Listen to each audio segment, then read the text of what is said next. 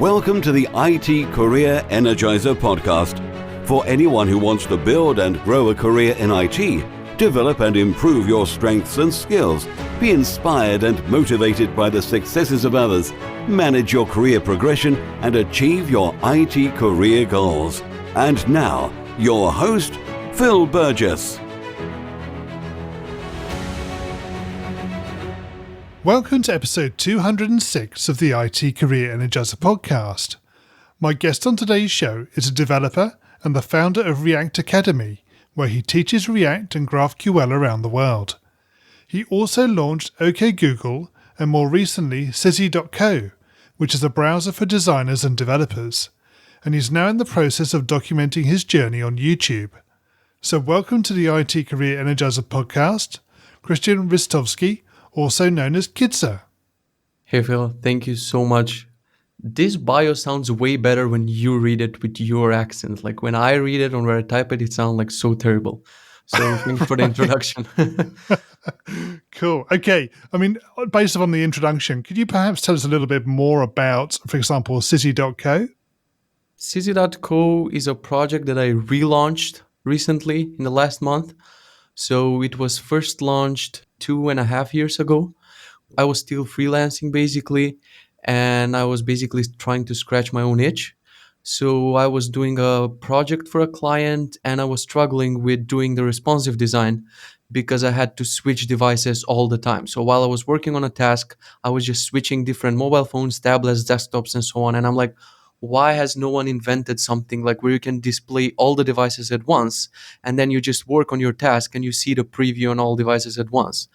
But at the time, like it seemed like a really ambitious task and I was like, can I do this? Maybe I can try with some like basic version of it. So I started tweeting about it and I was like, is someone even interested in this? Do people like this? And then I saw like a lot of people, like 200, 300 people were like, oh my God, we need something like this. Yeah. And then just like I was iterating over a few days, accepting people's ideas and doing my own thing. And it turned out into a like useful alpha version of the project. So I just open sourced it and I launched it and I started using it. So that was like 2.5 years ago. And since then, like it's been a long time, but the users were still there, which was weird. I wasn't updating the project. I wasn't doing anything. I wasn't adding any new features. But when I was looking at the analytics, I was constantly seeing like around 10,000 people per month, which was weird to me. I got a couple of emails about companies who wanted to buy the app and then sell it. So I was like, so many people are still interested. Maybe I should turn this into a paid product and maybe I should do something with this. So that's how it turned out. I hired my first employee a couple of months ago. And for like 3-4 months, we were actively working on releasing the paid version. So we converted it from a free open source web app to, we made like a really like a native browser that works natively on a user's device. And we made it like 10 times more awesome. So more or less, that's it. Great. I mean, that's available now, presumably, for people to buy. Yeah. It's on Sizzy.co. So Brilliant. I'm assuming you're going to put a link somewhere in your description. Absolutely. The link will be in the show notes, so anybody can go there and have a look. Yeah. Okay. Yeah. And the other one you mentioned as well is OK Google. So can you give us a bit of an overview of that? That was basically the first project that I launched. So that was like in 2015 or 16. I'm a big fan of voice assistants, and I couldn't find an updated list with all the commands that you can talk to the Google Assistant. And I wanted to make my own updated list with nice animations and stuff. I didn't plan to make like any profit from the project. I just wanted to release it and be helpful to people. And it turns out a lot of news outlets picked it up, and a lot of websites like TechCrunch and The Verge and so on, they just wrote articles about it. I wasn't even interested in promoting it in any way. I just tweeted and then the project exploded. So yeah, I mean, I haven't updated since. It's been like it still has users, but I'm not interested in working on that or updating it. I'm more focused on the other projects that I'm working on and the workshops that I'm doing. So my focus has shifted a little bit. That's great to hear, definitely. So Kitze, can you perhaps share with us a career tip, one that the audience may not know and perhaps should? All the projects that I mentioned so far and all the projects that I'm working on are basically, they're all based on one thing that I'm a huge believer in. It's solve your own problems. So everything that I ever made was basically a solution to my own problem, starting from the Google project to CZ to everything else. I just wanted to literally solve a problem that I have, and I was hoping that other people have that problem. And in most cases, it always turns out that you're not the only person that has a problem. So I guess that would be my number one career tip. And I see a lot of developers who are like going the other way around. So they're like, what can I work on in order to make money? So they're starting with the money and then they're working on something because of money, which in the long terms it never makes sense because you're not going to sustain for very long just working on something because of the money. So that's a very short-term goal to have, just make money. And I'm always going the other way around when saying I'm going to solve my own problem first, then I'm going to release this for the users just so I can see if I'm solving someone else's problem. And then everything else, money and promotion and marketing, everything else will follow. So, yeah, figure out what problem you have currently, try to solve it, write a software solution for it, and everything else will follow. Yeah, that's obviously the approach you've taken with the two examples we've just discussed. Do you look for the biggest problem as well? Do you try and tackle the worst thing? I don't know if I can measure my problem. I wouldn't say like biggest, but I would say the problem that I currently have. Yes. So during that period, I had a problem with responsive design. I wrote a solution for solving that problem. Or right now, after launching CZ, I've been going crazy with emails. So I tried all the email clients. I hired an assistant. Even with all of that, I have a huge problem with emails. And I finally pinpointed what is the problem with writing emails. And for the last like 4 or 5 days, I wrote a solution. And I'm basically working on a new app in parallel to the other apps right now that's solving my email problem. And for the past couple of days, actually, I'm finally happy that in my life I can work on email without this frustration. So this is just another example. It's not about the biggest problem, but it's about the current problems that you have. So I don't know if this project will be useful to other people. I just hope so. But for right now, I'm super focused just solving the problem for me as much as I can. And Yes. when I'm done with that, I'm going to release it for other people. Okay, great. That'll be great to see as well. Kitze, can you perhaps tell us about your worst IT career moment and what you learned from that experience? I think it's definitely the project that I had in college. So when I started college for the first year, I was super bored with the subjects and everything they were teaching. I was always like leaning towards doing something that has some effect on people. And when I was like just sitting in classes and just receiving some knowledge and passing my grades and stuff, that wasn't super interesting to me. So I made this like a news portal for our country. I'm from Macedonia, and there wasn't a news portal for like sharing these funny images and clips and videos and memes and stuff like that. And I also had a lot of ideas on my own because like I'm a huge fan of comedy and I've been dabbling with a bunch of things in comedy. So I tried to like draw my own comics and make my own funny like images and stuff. So I made this project and it suddenly like blew up. I was very young and I wasn't thinking of anything at the time basically. But I managed to have like a Facebook page with 70,000 fans with just organic marketing, like word of mouth and stuff like Yeah. that without any promotions. And a lot of companies approached me because the site reached number 5 in our country. So the Alexa ranks were like Google, YouTube, Yahoo, couple of other things, and it was my thing. So people are like, who is this dude? He's not an agency, he's not a company. And then the project had so much potential, but me being a college student, I didn't care much about it.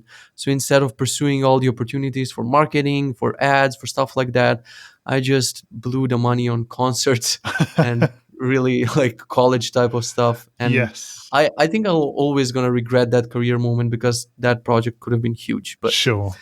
that's it. Now it's closed and that story is done. Yeah, but that was a particular time in your life, obviously. And I must admit, I did have a Yeah. look at your website and looked at the list of all the different bands and acts that you've seen. And it's quite an impressive list. So, yeah. Yeah. And it's quite interesting to see in between things like Whitesnake and Iron Maiden, you saw Robbie Williams. Yeah, I'm listening to all sorts of music, so I'm not judging anyone who is a fan. Usually people are like, oh, you're listening to rock music, so you cannot listen to rap or anything else. So I think we're going to talk about this, but on my YouTube channel, I'm also making rap songs about development, which I don't think that anyone else is doing that on YouTube No, right now. I'm sure they're So not. yeah, I'm just doing that for fun. Okay, so moving away from your worst moment, can you perhaps tell us about your career highlight or greatest success so far? So I would definitely pick CZ because I Yep. didn't expect what happened in the last month. So I was expecting that around 5% of my users would convert. My projections or analytics about the project weren't aligned with what's going on right now. I'm still trying to get everything together, what's going on in the last month. I've been working nonstop. I'm basically not having a lot of sleep these days. And I would call it the biggest success because we don't have any marketing. It's just me and one employee and an assistant for the emails. But it's been going pretty crazy. I don't know where this will lead. So far I'm talking to 4 or 5 investment companies which were reaching out and they want to invest in it, but I'm not sure what I'm going to do. It was supposed to be a transition project before we move on to other projects, but right now I think I'm just going to pursue it full time, and that would definitely be the highlight. Yeah, absolutely. Yeah, it sounds like you've got some decisions to make in terms of where you're going to take it and what you're going to do. It's super hard to make those decisions because Yes. everyone is polarized, like take the investment, don't take the investment. And I've always been a guy who didn't want to. I was struggling in a team. When I had a boss, when I was working with a team, I had problems, so I couldn't function like that. And taking an investment is basically like having a new boss.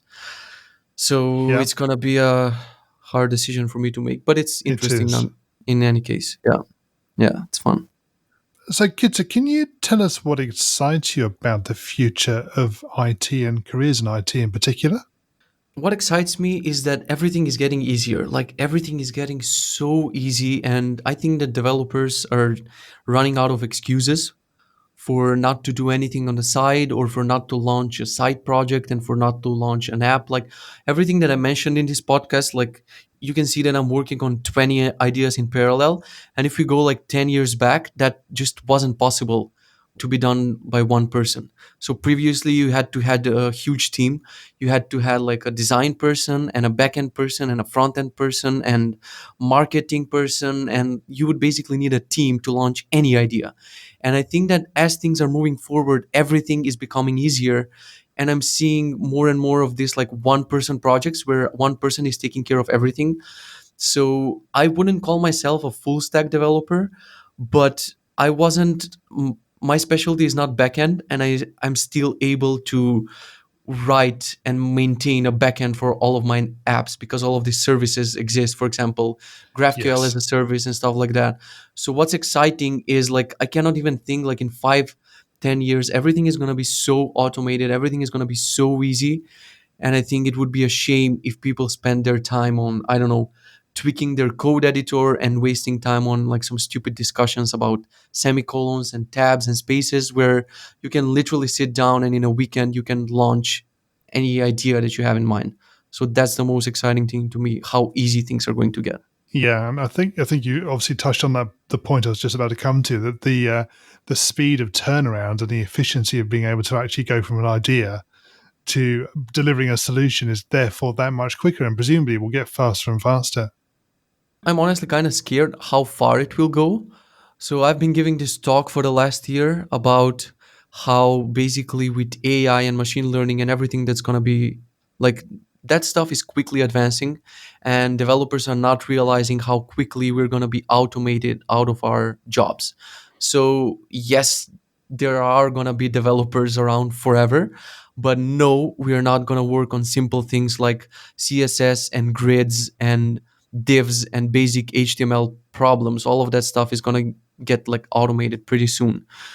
I mean, I'm happy that everything is advancing that fast, because at the end we're going to be left with creative people who are using all of these super advanced tools to just quickly realize their ideas and release their ideas for solving other people's problems. So I'm excited. We're going to go into the reveal round now. We're going to find out a little bit more about you and the way you think. Are you ready for this? Sure. So, what first attracted you to a career in IT? I've always been interested in computers and video games and messing with my computers and breaking my computers and stuff like that. So that kind of led me to, in high school, I got interested in a couple of subjects for computer programming in Pascal and PHP and stuff like that. When I made my first quiz with Pascal, I was like, this stuff is pretty interesting. Maybe I have no idea what to do for college. Maybe I should choose IT.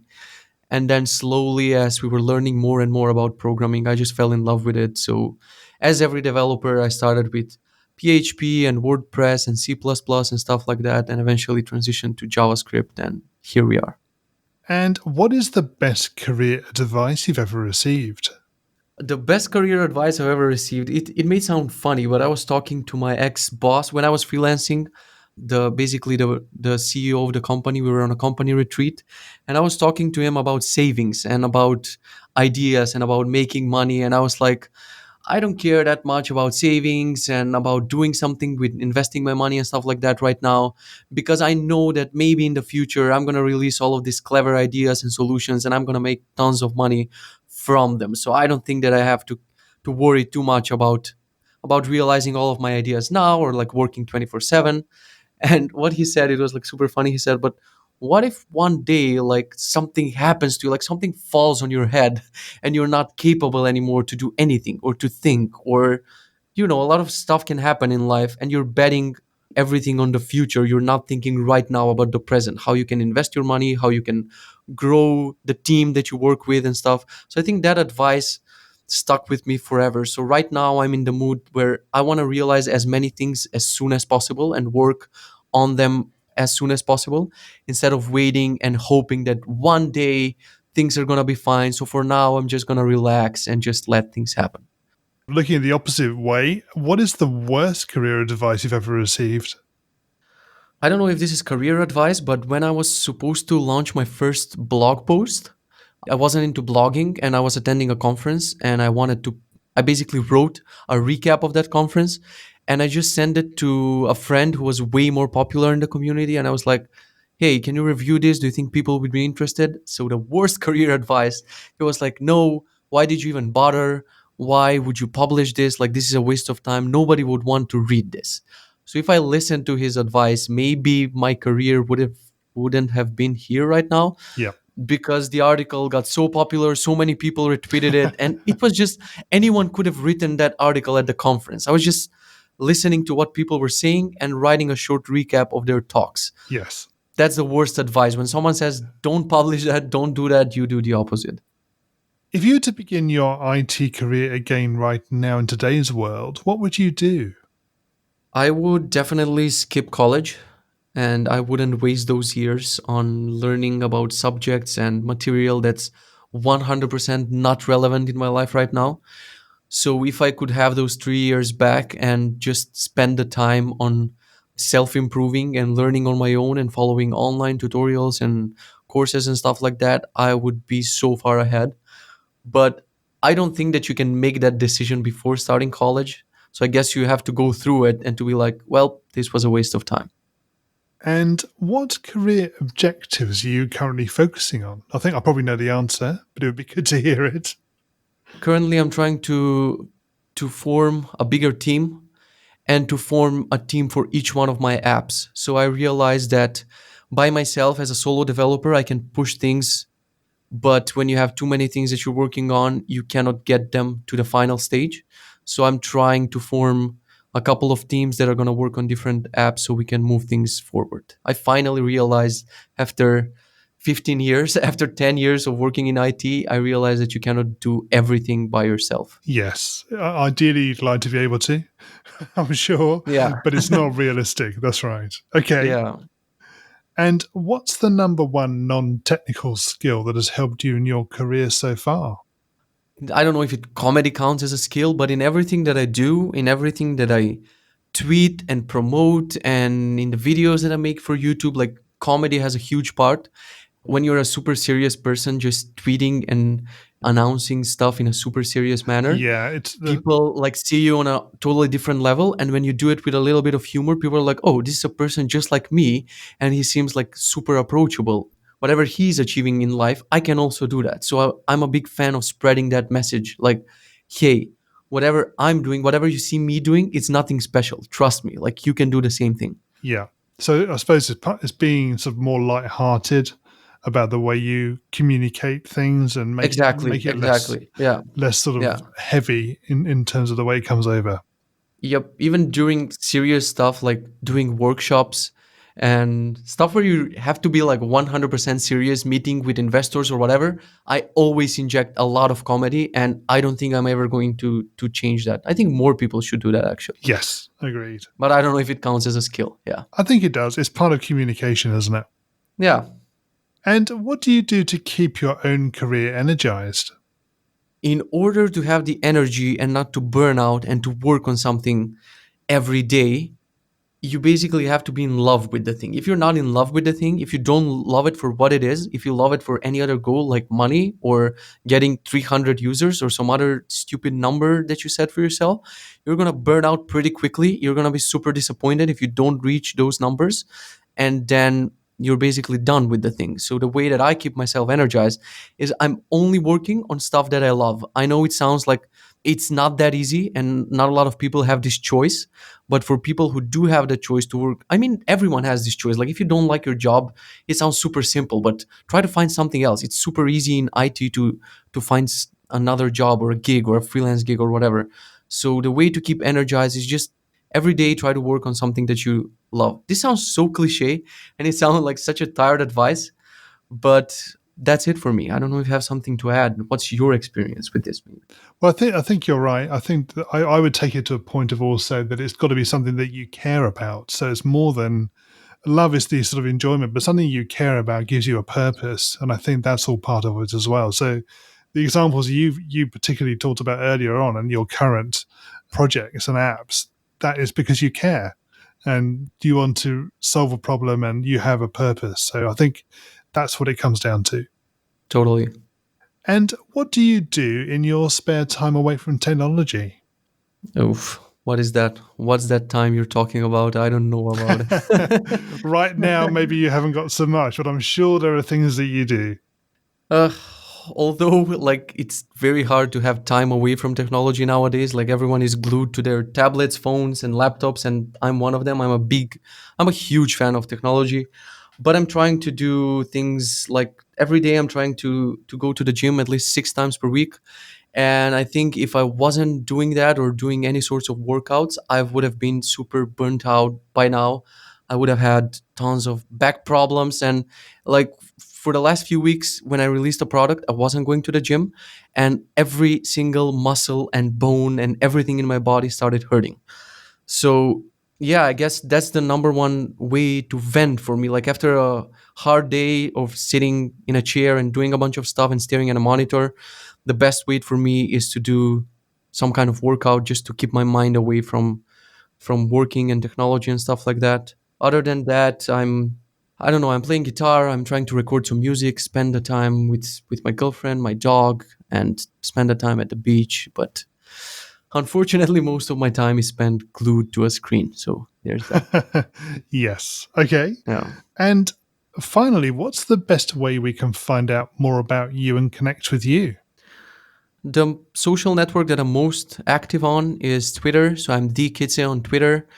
And I'm posting these vlogs about everything that I do on YouTube. So it's youtube.com/Kitze. I don't have any other social networks. So I think if someone follows me on Twitter and YouTube, they will find everything that they need to know about me. My direct messages are open on Twitter. I'm always looking forward to random people approaching me, messaging me about whatever they're working on, a problem that they have, or something that they found about me, my apps, and so on. So yeah, if you want to chat, Twitter would be the best option. Great. Kitze, thank you so much for joining me on the podcast today. It's been great chatting with you. It's been a pleasure. Thank you for inviting me. As always, my thanks go to my guest on today's show. You'll find a show notes page for today's episode on the IT Career Energizer website, which will be itcareerenergizer.com/e and then the number of today's episode. I also want to thank you for your continued support. It's always great to hear from listeners, particularly when they have suggestions about potential guests or ways to improve the show. And this was one of the reasons for creating the new IT Career Energizer Community Facebook group. I'm really excited about taking the podcast forward, and I hope that you'll continue to support and listen to the show as it continues to change and evolve. Thanks for listening, and remember, if you're not growing your career, you're slowing your career. Thanks for listening to the IT Career Energizer podcast. To find out more about building a successful career in IT, visit itcareerenergizer.com.